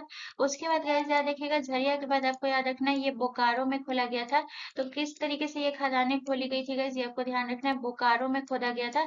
उसके बाद आपको याद रखना है गिरिडीह में खोला गया था गाइस, तो ये आपको ध्यान रखना है। यहाँ जो है ये जो है कोयला खदान खोली गई थी, ये आपको ध्यान रखना है। तो झरिया में खोला गया था। उसके बाद आपको याद रखना है गाइस, गिरिडीह में खोला गया था। उसके बाद आपको याद रखना है बोकारो में खोला गया था, ठीक है। तो ये कहाँ खोला गया था, गिरिडीह में खोला गया था। उसके बाद आपको याद रखना है बोकारो में ये जो है खोला गया था, ये भी आपको ध्यान रखना है। ये प्रमुख खदान जो है ये खोला गया था, ये भी आपको ध्यान रखना है, ठीक है। तो यहाँ से इतना पॉइंट आप याद रखिएगा। चलिए नेक्स्ट क्वेश्चन। अगला क्वेश्चन हमारा क्वेश्चन नंबर 10 है गाइस। क्वेश्चन नंबर 10 हमसे कह रहा है कि निम्नलिखित में से कन्नम वंश का संस्थापक कौन था, तो आपके ऑप्शन है Vasudeva, option B Shishunaga, option C Bimbisara, या option D Pushyamitra. So guys इसका जो करेक्ट आंसर होगा वो होगा option A is the correct answer. कन्नम वंश का जो संस्थापक था गाइस, याद रखिएगा, वासुदेव जो है ये कन्नम वंश का संस्थापक था गाइस, याद रखिएगा। इसने जो है गाइस, याद रखिएगा, वासुदेव ने जो है ये क्या किया था गाइस, ये आपको ध्यान रखना है। तो इसने जो है ये आपको ध्यान रखना है कि जो शुग वंश का शासक था देवभूति, ये आपको ध्यान रखना है कि इसने जो है वासुदेव ने क्या किया था गाइस, ये आपको ध्यान रखना है। तो कन्नव वंश से पहले किस वंश का शासन था गाइस, तो ये आपको ध्यान रखना है, शुग वंश का शासन था। तो शुग वंश का शासक गाइस याद रखिएगा, शुग वंश का शासक था, कौन सा शासक था गाइस, तो ये आपको ध्यान रखना है, शुग वंश का शासक देवभूति जो था गाइस याद रखिएगा, उसकी हत्या कर दी थी, ये आपको ध्यान रखना है। शुग वंश का जो शासक था देवभूति गाइस याद रखिएगा, शुग वंश का शासक देवभूति जो था गाइस याद रखिएगा, उसकी इसने गाइस याद रखिएगा, उसकी जो है देवभूति की हत्या कर दी, ये आपको ध्यान रखना है, देवभूति की हत्या कर दी, ये आपको ध्यान रखना है। और उसके बाद जो है इसने किस वंश का स्थापना किया, तो उसके बाद जो गाइस याद रखिएगा, हत्या करने के बाद जो है ये कन्नव वंश का स्थापना किया, ये आपको ध्यान रखना है, ठीक है। तो उसके बाद आपको याद रखना है कि इसने जो है वासुदेव ने जो है कन्नव वंश जो है गाइस याद रखिएगा, इसकी जो है राजधानी कहाँ थी गाइस, तो ये आपको ध्यान रखना है। कन्नव वंश की जो गाइस ये आपको याद रखना है कि इसकी जो है राजधानी कहाँ थी, तो ये आपको ध्यान रखना है कि कन्नव वंश की जो राजधानी थी गाइस याद रखिएगा, ये कहाँ थी, तो कन्नव वंश की राजधानी जो थी ये पाटलिपुत्र थी, ये आपको ध्यान रखना है। कन्नव वंश की राजधानी जो है ये कहाँ थी गाइस, तो ये आपको ध्यान रखना है, कन्नव वंश की राजधानी जो थी ये पाटलिपुत्र थी। इसके बाद बात करते हैं कन्नव वंश के शासन काल के बारे में गाइस। तो अगर हम बात करते हैं कि कन्नव वंश का जो है ये शासन काल कब से कब तक था गाइस, तो ये आपको ध्यान रखना है। कन्नव वंश का अगर हम शासन काल की बात करें तो इसका जो शासन काल था गाइस, ये आपको ध्यान रखना है कब से कब तक था, तो कन्नव वंश का शासन काल था वो था गाइस, ये आपको याद रखना है 73 ईसा पूर्व से लेकर 73 ईसा पूर्व से लेकर 28 ईसा पूर्व तक, तो गाइस याद रखिएगा 73 ईसा पूर्व से लेकर गाइस याद रखिएगा 28 ईसा पूर्व तक तो जो है कन्नव वंश का शासन काल था, ये आपको ध्यान रखना है। उसके बाद बात करते हैं गाइस कि कण्व वंश का जो है ये अंतिम शासक कौन सा था गाइस, ये आपको ध्यान रखना है कि कण्व वंश का जो है अगर हम बात करते हैं कि कण्व वंश का अंतिम शासक जो था गाइस वो कौन था, तो आपको याद रखना है कि कण्व वंश का जो अंतिम शासक था गाइस वो कौन था, तो याद रखिएगा कण्व वंश का जो अंतिम शासक था वो था गाइस कौन था, सुश्रमण था, ये आपको ध्यान रखना है कि कण्व वंश का अंतिम शासक कौन था गाइस, तो ये आपको ध्यान रखना है। सुश्रमण जो था ये कण्व वंश का अंतिम शासक था गाइस, ये आपको ध्यान रखना है, जिसकी हत्या जो है ये सातवाहन राजा ने जो है ये कर दी थी, ये आपको ध्यान रखना है, ठीक है। इसके बाद अगर हम बात करते हैं बिंबिसार के बारे में, तो याद रखिएगा बिंबिसार जो है ये आपको ध्यान रखना है। हर्यक वंश का संस्थापक कौन था गाइस, तो ये आपको ध्यान रखना है। बिंबिसार जो है ये आपको ध्यान रखना है, ये हर्यक वंश का संस्थापक था, ये आपको ध्यान रखना है। हर्यक वंश का संस्थापक कौन था गाइस, तो ये आपको ध्यान रखना है। हर्यक वंश का संस्थापक जो था ये बिंबिसार जो था ये हर्यक वंश का संस्थापक था, ये आपको ध्यान रखना है।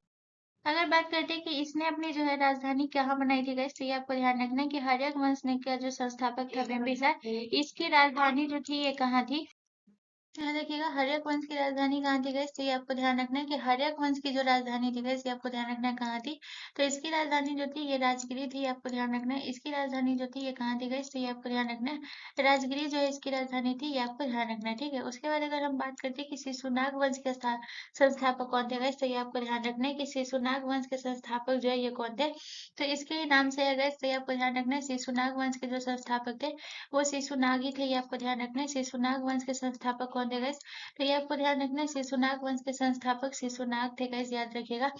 उसके बाद अगर हम बात करते हैं शिशुनाग वंश के संस्थापक जो है ये कौन है गाइस, तो ये आपको ध्यान रखना है शिशुनाग वंश के संस्थापक जो है गाइस याद रखिएगा ये कौन है, तो शिशुनाग वंश के जो संस्थापक है ये शिशुनाग है, यही आपको ध्यान रखना है, ठीक है। उसके बाद अगर हम बात करते हैं गाइस पुष्यमित्र जो है, पुष्यमित्र जो है ये किसके संस्थापक है गाइस, तो ये आपको ध्यान रखना है पुष्यमित्र जो है ये किसके संस्थापक है, तो याद रखिएगा ये जो है शुग वंश के संस्थापक कौन है गाइस, तो ये आपको ध्यान रखना है ये शुग वंश के संस्थापक जो है गाइस याद रखिएगा पुष्यमित्र है। शुक वंश के संस्थापक कौन है गाइस, तो ये आपको ध्यान रखना है पुष्यमित्र, ठीक है। चलिए नेक्स्ट क्वेश्चन की तरफ। अगला क्वेश्चन हमारा क्वेश्चन नंबर 11 है गाइस। क्वेश्चन नंबर 11 कह रहा है कि ऋग्वेद को कितने मंडलों में विभाजित किया गया है, तो आपके ऑप्शन है, ऑप्शन ए 10 मंडलों में, ऑप्शन बी 12 मंडलों में, ऑप्शन सी 8 मंडलों में, या ऑप्शन डी 16 मंडलों में। सो गाइस इसका जो करेक्ट आंसर होगा वो होगा option A is the correct answer. Rigveda को जो है ये कितने मंडलों में विभाजित किया गया, तो याद रखिएगा 10 मंडलों में विभाजित किया गया। अगर हम ऋग्वेद की बात करें गाइस, तो याद रखिएगा इसे जो है कौन सा वेद कहते हैं, तो मंत्रों का वेद जो है ये किसे कहा जाता है गाइस, तो ये आपको ध्यान रखना है मंत्रों का वेद जो है ये ऋग्वेद को कहा गया, ये आपको ध्यान रखना है। ऋग्वेद जो है ये मंत्रों का वेद कहा गया। उसके बाद अगर हम बात करते हैं गाइस कि ऋग्वेद का जो है ये 9वां मंडल जो है ये किसको समर्पित है गाइस, तो ये आपको ध्यान रखना है ऋग्वेद का 9वां मंडल जो है गाइस याद रखिएगा ये सोम को समर्पित है, ये आपको ध्यान रखना है। ऋग्वेद का 9वां मंडल जो है ये किसको समर्पित है गाइस, तो ये आपको ध्यान रखना है ऋग्वेद का 9वां मंडल सोम को समर्पित है, ये आपको ध्यान रखना है। ऋग्वेद का 9वां मंडल किसको समर्पित है, तो सोम को समर्पित है, ये आपको ध्यान रखना है। उसके बाद गाइस आपको क्या याद रखना है, रखना है कि ऋग्वेद का जो है तीसरे मंडल में, ऋग्वेद के तीसरे मंडल में जो है ये किसका उल्लेख है गाइस, तो ये आपको ध्यान रखना है। ऋग्वेद के जो है गाइस याद रखिएगा तीसरे मंडल की अगर हम बात करें कि इसके जो है तीसरे मंडल में जो है ये किसका उल्लेख है गाइस, तो ये आपको ध्यान रखना है। ऋग्वेद के तीसरे मंडल में जो है गाइस याद रखिएगा गायत्री मंत्र का उल्लेख जो है ये किसमें है गाइस, तो ये आपको ध्यान रखना है। ऋग्वेद के तीसरे मंडल में गायत्री गायत्री मंत्र का उल्लेख जो है ये किसमें है गाइस, तो ये आपको याद रखना है। गायत्री मंत्र का उल्लेख जो है ये किसमें है गाइस, तो ये आपको ध्यान रखना है। ऋग्वेद के तीसरे मंडल में जो है ये गायत्री मंत्र का उल्लेख है, ये भी आपको ध्यान रखना है, ठीक है। उसके बाद बात करते हैं गाइस कि ऋग्वेद में जो है ये कितने सूक्त है गाइस, तो ये आपको ध्यान रखना है कि ऋग्वेद में जो है ये 1028 सूक्त है, ये आपको ध्यान रखना है। ऋग्वेद में जो है ये कितना सूक्त है गाइस, तो 1028 है, ये भी आपको ध्यान रखना है, ठीक है। चलिए नेक्स्ट क्वेश्चन की तरफ। अगला क्वेश्चन हमारा क्वेश्चन नंबर 12 है गाइस। क्वेश्चन नंबर 12 हमसे कह रहा है कि निम्नलिखित में से विश्व का सबसे बड़ा पठार कौन सा है। तो आपके ऑप्शन है, ऑप्शन ए दक्कन का पठार, ऑप्शन बी तिब्बत का पठार, ऑप्शन सी अरब का पठार, या ऑप्शन डी मैक्सिको का पठार। सो गाइस इसका जो करेक्ट आंसर होगा वो होगा option B is the correct answer. विश्व का सबसे बड़ा पठार जो है ये कौन सा है गाइस, तो ये आपको याद रखना है। विश्व का सबसे बड़ा पठार जो है ये तिब्बत का पठार है, ये आपको ध्यान रखना है। अगर हम बात करें कि इसकी ऊंचाई जो है ये कितनी है गाइस, तो ये आपको ध्यान रखना है। तिब्बत के पठार की जो ऊंचाई है ये 4000 मीटर जो है इसकी ऊंचाई है, ये आपको ध्यान रखना है। इसकी ऊंचाई जो है ये कितनी है गाइस, तो ये आपको ध्यान रखना है।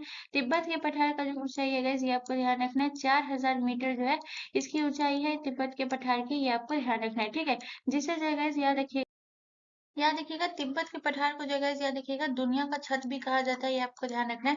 तो दुनिया का छत जो है ये किसे कहा जाता है गाइस, तो ये आपको ध्यान रखना है। दुनिया का छत जो है ये तिब्बत के पठार को कहा जाता है, जिसकी औसत ऊंचाई जो है गाइस ये आपका कितना है गाइस, तो ये आपको याद रखना है 4000 मीटर है।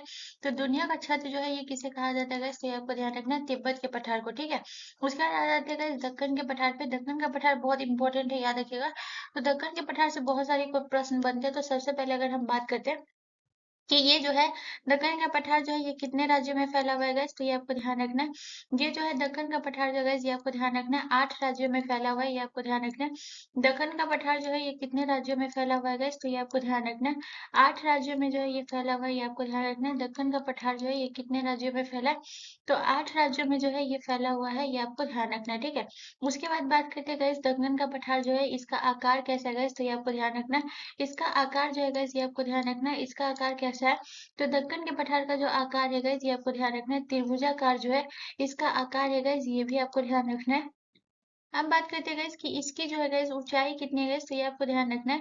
दक्कन के पठार की जो है अगर हम ऊंचाई के बारे में बात करें गाइस, तो ये आपको ध्यान रखना है कि दक्कन के पठार की जो ऊंचाई है ये कितनी है गाइस, तो ये आपको ध्यान रखना है। दक्कन के पठार की जो ऊंचाई है ये आपका कितना है गाइस, तो ये आपको ध्यान रखना है 600 से लेकर 900 मीटर के बीच है। तो ये आपको ध्यान रखना है कि इसकी ऊंचाई कितनी है गाइस, तो ये आपको ध्यान रखना है 600 से लेकर 900 मीटर जो है गाइस ये आपको ध्यान रखना है। इसकी ऊंचाई है ये आपको ध्यान रखना है 600 से लेकर 900 मीटर जो है ये दक्कन के पठार की ऊंचाई है, ये भी आपको ध्यान रखना है, ठीक है। चलिए नेक्स्ट क्वेश्चन की तरफ। अगला क्वेश्चन हमारा क्वेश्चन नंबर 13 है गाइस। क्वेश्चन नंबर 13 हमसे कह रहा है कि गदर पार्टी की स्थापना किस वर्ष हुई थी। तो आपके ऑप्शन है 1913 में, ऑप्शन बी 1907 में, ऑप्शन सी 1917 में, या ऑप्शन डी 1920 में। तो गाइस इसका जो करेक्ट आंसर होगा वो होगा option A is the correct answer. Ghadar party की जो स्थापना हुई थी गाइस ये आपको ध्यान रखना 1913 में जो है इसकी स्थापना हुई थी, ये आपको ध्यान रखना। अगर हम बात करते हैं गाइस कि इसके जो है इसमें 3 प्रश्न जो है बहुत ज़्यादा पूछा जाता है। तो सबसे पहले इसमें आपको क्या पूछा जाता है, तो जैसे अगर हम बात करते हैं कि गदर पार्टी की जो स्थापना हुई थी 1913 में, तो ये कहाँ हुई थी गाइस, तो ये आपको याद रखना है ये अमेरिका के सैन फ्रांसिस्को में हुई थी, ये आपको ध्यान रखना है। गदर पार्टी की स्थापना जो है ये कहाँ हुई थी गाइस, तो ये आपको ध्यान रखना है कि ये अमेरिका के कहाँ हुई थी गाइस, तो याद रखना ये अमेरिका के सैन फ्रांसिस्को में जो है गाइस, याद रखिएगा ये अमेरिका के सैन फ्रांसिस्को में जो गाइस याद रखिएगा इसकी जो है स्थापना हुई थी, ये आपको ध्यान रखना है। तो पहला पॉइंट तो आपको ये याद रखना है कि अमेरिका के सैन फ्रांसिस्को में जो है इसकी स्थापना हुई थी, ये आपको ध्यान रखना है। उसके बाद अगर हम बात करते हैं इसमें आपको जो है 3 पॉइंट याद रखना है, जो कि इसका 3 पॉइंट आपको कौन-कौन सा याद रखना है। तो सबसे पहले आपको याद रखना है गाइस इसके अध्यक्ष का नाम, जो कि बहुत बार पूछा गया है गाइस। तो याद रखिएगा कि इसमें जो है इसकी स्थापना हुई थी, तो इसमें अध्यक्ष कौन थे गाइस, ये आपको ध्यान रखना है। दूसरा आपको गाइस क्या याद रखना है, दूसरा जो है आपको याद रखना है उपाध्यक्ष। दूसरा जो है आपको उपाध्यक्ष का नाम याद रखना है, ये आपको ध्यान रखना है। और तीसरा जो है आपको याद रखना है, तीसरा कौन सा नाम याद रखना है गाइस? तो तीसरा जो है आपको याद रखना है महामंत्री का नाम, ठीक है। तो ये 3 नाम जो है जो कि मैं लिखाऊंगी, ये तीनों बहुत इंपॉर्टेंट है। तो याद रखिएगा, इसमें जो है आपको याद रखना है, सबसे पहले अध्यक्ष के बारे में बात करते हैं। तो गाइस याद रखिएगा, इसके जो है अध्यक्ष कौन थे गाइस? तो ये आपको ध्यान रखना है। इसके जो अध्यक्ष थे गाइस, ये आपको ध्यान रखना है, सरदार सोहन सिंह। सरदार सोहन सिंह गाइस याद रखिएगा, इसके जो अध्यक्ष थे ये कौन थे गाइस? तो ये आपको ध्यान रखना है, सरदार सोहन सिंह जो है गाइस, याद रखिएगा, सरदार सोहन सिंह जो है इसके अध्यक्ष थे, ये आपको ध्यान रखना है। इसके अध्यक्ष कौन थे गाइस? तो ये आपको ध्यान रखना है, सरदार सोहन सिंह जो है गाइस, याद रखिएगा, इसके अध्यक्ष थे, ये आपको ध्यान रखना है। उसके बाद अगर हम अब उपाध्यक्ष की बात करें गाइस, तो इसके जो है उपाध्यक्ष कौन थे गाइस? तो ये आपको ध्यान रखना है, इसके जो उपाध्यक्ष थे गाइस, ये आपको ध्यान रखना है, केसर सिंह जो है गाइस, याद रखिएगा, इसके उपाध्यक्ष थे। तो याद रखिएगा, केसर सिंह जो है गाइस, याद रखिएगा, इसके उपाध्यक्ष थे, ये आपको ध्यान रखना है। केसर सिंह जो है गाइस, ये आपको ध्यान रखना है, इसके उपाध्यक्ष थे, ठीक है। उसके बाद अगर हम बात करते हैं महामंत्री, महामंत्री कौन थे गाइस? तो ये आपको ध्यान रखना है, लाला हरदयाल है। और लाला हरदयाल जो है गाइस, इन्होंने ही मिलकर गदर पार्टी की स्थापना की थी। तो याद रखिएगा, लाला हरदयाल जो है ये कौन थे गाइस? तो ये आपको ध्यान रखना है, लाला हरदयाल जो थे ये महामंत्री थे, ये भी आपको याद रखना है, ठीक है। तो यहाँ से इतना पॉइंट आपको याद रखना है। चलिए नेक्स्ट क्वेश्चन की तरफ। अगला क्वेश्चन हमारा क्वेश्चन नंबर 14 है गाइस। क्वेश्चन नंबर 14 हमसे कह रहा है कि धीमा राष्ट्रीय उद्यान किस राज्य में स्थित है? तो आपके ऑप्शन है, ऑप्शन ए मणिपुर में, ऑप्शन बी झारखंड में, ऑप्शन सी हरियाणा में, या ऑप्शन डी उत्तर प्रदेश में। सो गाइस इसका जो करेक्ट आंसर होगा गाइस, वो होगा ऑप्शन बी, हमारा करेक्ट आंसर हो जाएगा। धीमा राष्ट्रीय उद्यान जो है ये हमारा कहाँ है गाइस? तो ये आपको याद रखना है, झारखंड में है। अगर हम बात करते हैं कि झारखंड में आपका और कौन कौन सा राष्ट्रीय उद्यान है गाइस, तो ये आपको ध्यान रखना है, बेतला राष्ट्रीय उद्यान, जो कि बहुत ज्यादा इंपॉर्टेंट है, याद रखिएगा, बहुत बार पूछा भी गया है। तो याद रखिएगा, बेतला राष्ट्रीय उद्यान जो है ये आपका कहाँ है गाइस? तो ये आपको ध्यान रखना है, बेतला राष्ट्रीय उद्यान जो है ये आपका कहाँ है गाइस? तो ये आपको ध्यान रखना है, बेतला राष्ट्रीय उद्यान जो है ये आपका जो है झारखंड में है, ये आपको ध्यान रखना है। इसके अलावा अगर हम झारखंड की बात करें तो और आपका कौन सा गाइस? तो आपको याद रखना है हजारीबाग, हजारीबाग राष्ट्रीय उद्यान जो है ये आपका कहाँ है गाइस? तो ये आपको ध्यान रखना है, हजारीबाग राष्ट्रीय उद्यान जो है गाइस, ये आपको ध्यान रखना है, हजारीबाग राष्ट्रीय उद्यान जो है ये आपका कहाँ है गाइस? तो ये आपको ध्यान रखना है, हजारीबाग राष्ट्रीय उद्यान जो है ये आपका झारखंड में है, ये भी आपको ध्यान रखना है, ठीक है। उसके बाद अगर हम बात करते हैं गाइस मणिपुर, मणिपुर में आपका कौन सा राष्ट्रीय उद्यान है गाइस? तो ये आपको याद रखना है, मणिपुर में जो है ये आपका जो है केबुल लामजायो जो है ये आपका कहाँ है गाइस? तो ये आपको ध्यान रखना है, केबुल लामजायो जो है ये कहाँ है आपका गाइस? तो ये आपको ध्यान रखना है, केबुल केबुल लामजाओ जो है गाइस ये आपका कहाँ है गाइस? तो ये आपको ध्यान रखना है, केबुल लामजाओ राष्ट्रीय उद्यान जो है ये आपका कहाँ है गाइस? तो ये आपको ध्यान रखना है, मणिपुर में। केबुल लामजाओ राष्ट्रीय उद्यान आपका कहाँ है गाइस? तो ये आपको ध्यान रखना है, केबुल राष्ट्रीय उद्यान जो है गाइस, याद रखिएगा ये कहाँ है? तो ये आपका जो है मणिपुर में है। और ये क्यों इतना इंपॉर्टेंट है गाइस? तो ये आपको ध्यान रखना है, यह एकमात्र तैरता हुआ राष्ट्रीय उद्यान है, ठीक है, ये आपको ध्यान रखना है। ये जो है गाइस याद रखिएगा, ये विश्व का जो है गाइस, याद रखिएगा, ये विश्व का जो है गाइस, याद रखिएगा, विश्व का एकमात्र तैरता हुआ राष्ट्रीय उद्यान कौन सा है गाइस? तो याद रखिएगा, विश्व का एकमात्र तैरता राष्ट्रीय उद्यान, ठीक है, ये आपको ध्यान रखना है, विश्व का एकमात्र तैरता राष्ट्रीय उद्यान कौन सा है गाइस? तो ये आपको ध्यान रखना है, विश्व का एकमात्र तैरता राष्ट्रीय उद्यान जो है ये केबुल लामजायो है, जो कि कहाँ है गाइस? तो ये आपको याद रखना है, मणिपुर में है, ये आपको ध्यान रखना है, ठीक है। उसके बाद अगर हम बात करते हैं आपका, आपको याद रखना है गाइस कि आपको जो है हरियाणा, हरियाणा में आपका कौन सा राष्ट्रीय उद्यान है गाइस? तो ये आपको ध्यान रखना है, आपका सुल्तानपुर राष्ट्रीय उद्यान जो है ये कहाँ है गाइस? तो ये आपको ध्यान रखना है, सुल्तानपुर राष्ट्रीय उद्यान जो है ये कहाँ है गाइस? तो ये आपको ध्यान रखना है, सुल्तानपुर राष्ट्रीय उद्यान जो है ये आपका हरियाणा में है, ये आपको ध्यान रखना है, सुल्तानपुर राष्ट्रीय उद्यान आपका कहाँ है? हरियाणा में, ये आपको ध्यान रखना है। उसके बाद अगर हम बात करते हैं गाइस आपका उत्तर प्रदेश में, उत्तर प्रदेश में गाइस आपको याद रखना है, आपका जो है दुधवा राष्ट्रीय उद्यान जो है ये कहाँ है? तो ये आपको ध्यान रखना है कि दुधवा राष्ट्रीय उद्यान जो है गाइस, याद रखिएगा, दुधवा राष्ट्रीय उद्यान जो है ये आपका कहाँ है गाइस? तो ये आपको ध्यान रखना है, दुधवा राष्ट्रीय उद्यान जो है ये आपका उत्तर प्रदेश में, ये आपको ध्यान रखना है, दुधवा राष्ट्रीय उद्यान जो है ये कहाँ है? ये उत्तर प्रदेश में, ठीक है। चलिए नेक्स्ट क्वेश्चन की तरफ। अगला क्वेश्चन हमारा क्वेश्चन नंबर 15 है गाइस। क्वेश्चन नंबर 15 कह रहा है कि निम्न में से कौन सी धातु सबसे अधिक मुलायम होती है? तो आपके ऑप्शन है, option A tin, option B सोना, ऑप्शन सी पारा, या ऑप्शन डी सीसा। तो गाइस इसका जो करेक्ट आंसर होगा वो होगा option B is the correct answer. सोना जो है ये सबसे अधिक मुलायम होती है, आपको ध्यान रखना है। अगर हम सोना के बारे में बात करें गाइस, तो आपको याद रखना है सबसे पहले कि सोना जो है गाइस, याद रखिएगा, ये स्वतंत्र अवस्था में पाई जाती है। तो पहला पॉइंट आपको क्या याद रखना है कि स्वतंत्र अवस्था में कौन सी धातु पाई जाती है गाइस? तो ये आपको ध्यान रखना है, सोना जो है गाइस, ये आपको ध्यान रखना है, स्वतंत्र अवस्था में पाई जाती है, ये आपको ध्यान रखना है। स्वतंत्र अवस्था में पाई जाती है, पहला पॉइंट आपको याद रखना है। दूसरा पॉइंट आपको क्या याद रखना है गाइस? तो दूसरा पॉइंट आपको याद रखना है, इसमें दूसरा पॉइंट आपको क्या याद रखना है गाइस? तो दूसरा पॉइंट आपको याद रखना है कि ये जो है धातुओं का राजा किसे कहा जाता है गाइस? तो ये आपको ध्यान रखना है, धातुओं का राजा जो है ये सोना को कहा जाता है, ये आपको ध्यान रखना है। धातुओं का राजा जो है ये किसे कहा जाता है? तो धातुओं का राजा जो है ये सोना को कहा जाता है, ये आपको ध्यान रखना है, ठीक है। उसके बाद अगर हम बात करते हैं गाइस पारा के बारे में, तो पारा के बारे में बात करते हैं गाइस कि क्विक सिल्वर जो है ये किसे कहा जाता है गाइस? तो ये आपको ध्यान रखना है। क्विक सिल्वर जो है ये किसे कहा जाता है गाइस? तो ये आपको ध्यान रखना है। क्विक सिल्वर जो है ये पारा को कहा जाता है, ये आपको ध्यान रखना है, ठीक है। चलिए नेक्स्ट क्वेश्चन की तरफ। अगला क्वेश्चन हमारा क्वेश्चन नंबर 16 है गाइस। क्वेश्चन नंबर 16 कह रहा है कि जीवाणु जनित रोग निम्नलिखित में से कौन सा रोग है? तो आपके ऑप्शन है, ऑप्शन ए क्षय रोग, ऑप्शन बी चेचक, ऑप्शन सी एड्स या ऑप्शन डी पोलियो। सो गाइस इसका जो करेक्ट आंसर ऑप्शन ए जो है करेक्ट आंसर हो जाएगा गाइस। जीवाणु जनित रोग आपका कौन सा है गाइस? तो क्षय रोग जो है ये आपका जीवाणु जनित रोग है। अगर हम बात करते हैं कि इसमें जीवाणु जनित रोग जो है कौन कौन सा है गाइस, तो ये आपको ध्यान रखना है। हैजा जो है गाइस याद रखिएगा, हैजा जो है ये आपको याद रखना है, ये जीवाणु जनित रोग है। और हैजा से प्रभावित अंग कौन सा होता है गाइस? तो ये आपको ध्यान रखना है। हैजा से जो अंग प्रभावित होता है सबसे ज्यादा, याद रखिएगा पाचन तंत्र, ठीक है। आंत भी कह लीजिए या फिर पाचन तंत्र भी कह लीजिए, ये जगह याद रखिएगा, ये जो है हैजा से प्रभावित होता है। इसके अलावा अगर हम बात करेंगे और कौन सा रोग है जो कि जीवाणु जनित रोग है गाइस, तो ये आपको याद रखना है। टीबी, टीबी जो है ये कौन सा रोग है गाइस? तो ये आपको ध्यान रखना है। टीबी जो है ये भी जीवाणु जनित रोग है। और टीबी से कौन सा अंग प्रभावित होता है गाइस? तो ये आपको ध्यान रखना है। टीबी से जो अंग प्रभावित होता है वो होता है फेफड़ा। फेफड़ा जो है गाइस याद रखिएगा, ये टीबी से जो है ये अंग प्रभावित होता है। तो कभी अंग प्रभावित वाला प्रश्न बहुत पूछा जाता है, ठीक है, कि इस रोग से जो है ये कौन सा अंग प्रभावित होता है, तो टीबी हो गया। इसके बाद गाइस आपको याद रखना और कौन सा हो गया गाइस, तो आपको याद रखना है प्लेग हो गया। इसके बाद गाइस आपको याद रखना है प्लेग हो गया। उसके बाद आपको याद रखना और कौन सा रोग हो गया गाइस, तो ये हो गया आपका डिप्थीरिया हो गया। प्लेग हो गया, उसके बाद आपको याद रखना है डिप्थीरिया हो गया।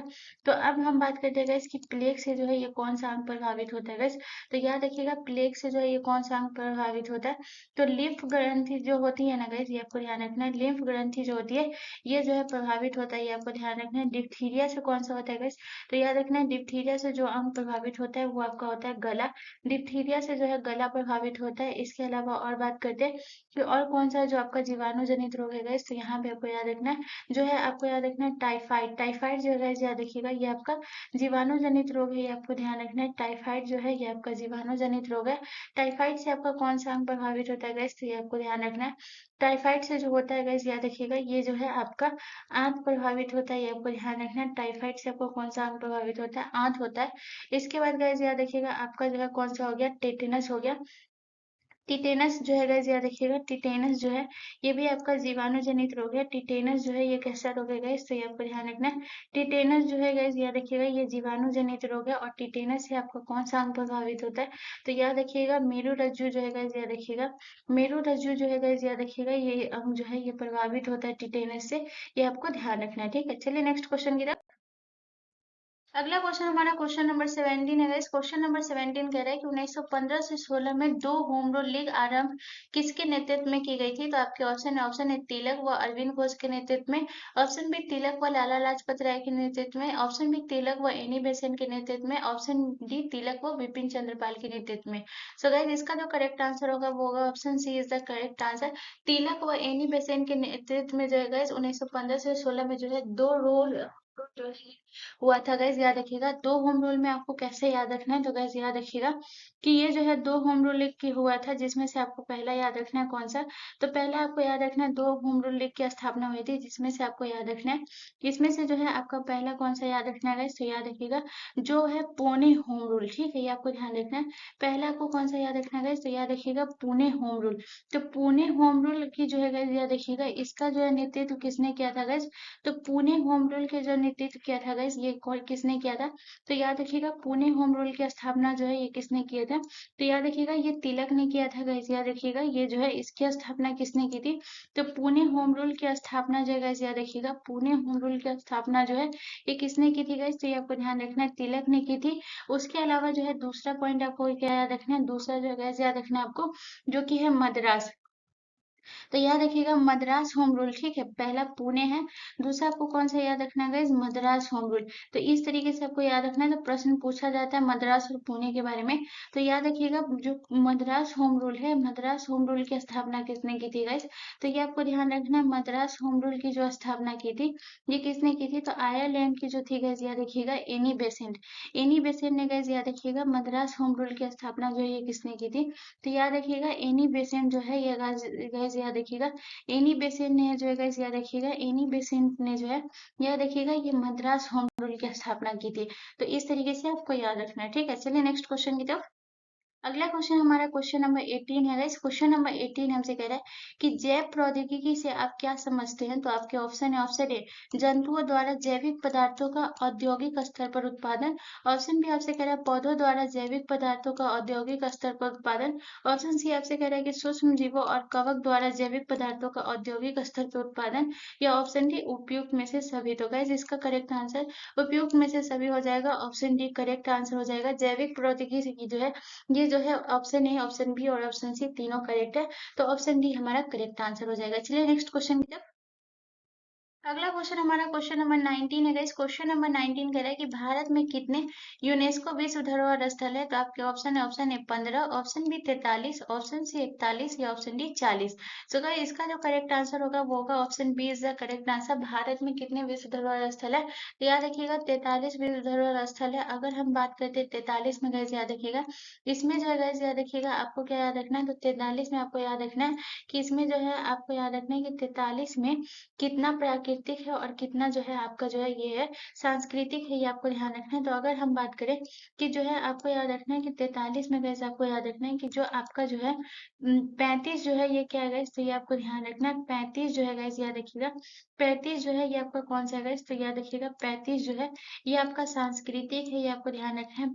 35 जो है गैस, याद रखिएगा ये आपका कौन सा है, तो 35 जो है ये आपका सांस्कृतिक है। उसके बाद गैस आपको याद रखना है 35 में आपको याद रखना है, उसके बाद आपको याद रखना है जो 7 जो है ये क्या है, तो ये आपको ध्यान रखना है। 7 जो है ये आपका प्राकृतिक है, ये आपको ध्यान रखना है। 7 जो है ये आपका क्या है, तो ये आपको याद रखना है। 7 जो है ये प्राकृतिक है। उसके बाद गैस याद रखिएगा एक जो है आपका क्या है, तो याद रखिएगा एक जो है गैस, याद रखिएगा एक जो है आपका क्या है, तो एक जो है ये आपका मिश्रित है, ठीक है, ये आपको ध्यान रखना है। तो ये टोटल 43 है, ये आपको ध्यान रखना है। मिश्रित आपका कौन सा है, कंचनजंगा है, ठीक है। तो याद रखिएगा अगर हम बात करें कि सबसे लेटेस्ट में जो है, लेटेस्ट की अगर बात करें कि सबसे नवीनतम में जो है ये आपका 43वां कौन सा है गाइस, ये आपको याद रखना है। अगर हम नवीनतम की बात करें गाइस, तो ये आपको ध्यान रखना है। नवीनतम की अगर हम बात करते हैं तो ये आपको याद रखना है कि किसे जोड़ा गया था, तो ये रखिएगा मोइडम को जोड़ा गया है, ये आपको ध्यान रखना है। ये जो है किसे जोड़ा गया गाइस, तो ये आपको ध्यान रखना है। मोइडम जो है ये आपको ध्यान रखना है 43वां विश्व धरोहर स्थल बना, ये आपको ध्यान रखना है। और मोइडम जो है गाइस ये आपको ध्यान रखना है ये कहाँ का है, तो याद रखिएगा मोइडम जो है गाइस ये आपको याद रखना है ये आपके असम का, ये आपको ध्यान रखना। मोइडम जो है ये कहाँ का है गाइस, तो ये आपको ध्यान रखना है। मोइडम जो है ये असम का, जिसे गाइस 2024 में जो है यूनेस्को में शामिल किया गया, ये आपको ध्यान रखना है। जिसे 2024 में यूनेस्को में शामिल किया गया, ये आपको ध्यान रखना है, ठीक है। उसके बाद अगर हम बात करते हैं गाइस कि 15 जो है गाइस, याद रखिएगा 15 जो है ये कौन सा है गाइस, तो याद रखिएगा अमूर्त धरोहर जो है ये आपकी कितनी है गाइस, तो ये आपको ध्यान रखना है। अमूर्त धरोहर जो है गाइस, याद रखिएगा अमूर्त धरोहर जो है ये आपका कौन सा है गाइस, तो ये आपको ध्यान रखना है। अमूर्त धरोहर जो है ये आपका जो है भारत का अमूर्त धरोहर जो है इसमें कितना है, 15 है। जिसमें से आपका सबसे लेटेस्ट की अगर बात करें तो इसमें लेटेस्ट कौन सा है गाइस, तो अगर हम नवीनतम की अगर बात करें कि अमूर्त धरोहर में नवीनतम कौन सा है गाइस, तो ये आपको ध्यान रखना है। सबसे नवीनतम जो है गाइस ये आपका कौन सा है, तो याद रखिएगा सबसे नवीनतम जो है ये आपका गरबा है, ये आपको ध्यान रखना है। सबसे नवीनतम जो है ये आपका कौन सा है, गरबा है गाइस। जिसे कब जोड़ा गया गाइस, तो ये आपको ध्यान रखना है। जिसे 2023 में जो है जोड़ा गया है, ये आपको ध्यान रखना है, ठीक है। चलिए नेक्स्ट क्वेश्चन की तरफ।